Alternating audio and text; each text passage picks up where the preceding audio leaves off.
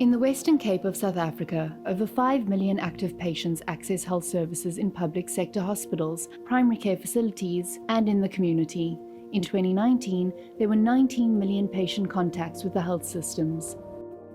The Single Patient Viewer, or SPV, was initially developed as a prototype web application, which allows the rapid retrieval of all digitally held administrative and clinical information for a given patient, primarily for clinical use. The Western Cape has introduced a patient master index, where every single patient in the Western Cape gets given a unifying number. The Single Patient Viewer platform uses that number to pull in data through the PHDC from all of these disparate electronic systems. Some of them are lab systems, pharmacy systems, many of them not online, and all of that data that gets pulled into the PHDC is linked up using this PMI number and then is surfaced through the Single Patient Viewer. By early 2020, SPV was an extended pilot phase with over 200 clinicians using the portal, either for clinical care provision or for clinical audit activities. The application had evolved to include referral, follow-up, voice call and messaging, and reporting functionality. And so the Single Patient Viewer, which was the reference application, became a much richer platform that included direct bidirectional engagement from practitioners. We rebranded it the Open Integrated Health Platform, which is essentially a platform that includes a consolidation, the viewing, and the ability to interact with the patient data directly. With the onset of the COVID-19 pandemic, new demands on the health system led to rapid development of additional functionality in SPV, specifically for recording of cases and contacts. We were tasked to build a capture system or a capture wizard.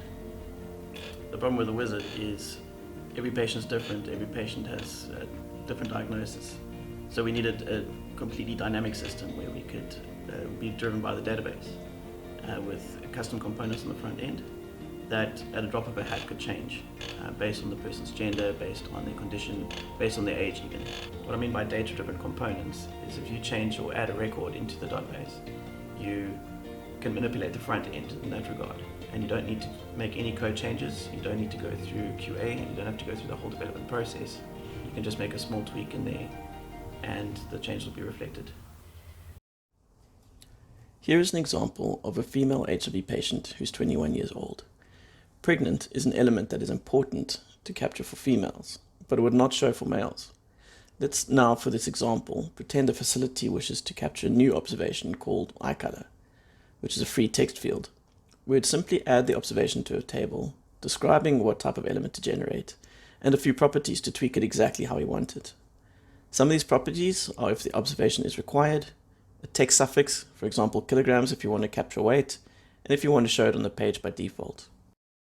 Once we have defined the observation, it's time to link it to the mapping table that contains the filter on age, sex, and episode type of the patient. Now we can refresh the page to see that eye color is now a capturable observation if the patient fits the filter criteria. The components are what you normally see in a web form, your text boxes, your number controls, date components. So we've created a library of these components where we can add and remove them on database level.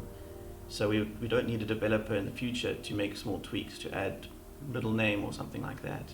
We can rather just make the change in the database and the front end will show that change.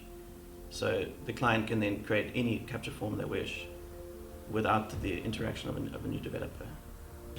So now we've got a full system where it reads the information based on the first part of the wizard and dynamically creates the second part of the wizard to fully capture what we require of the patient.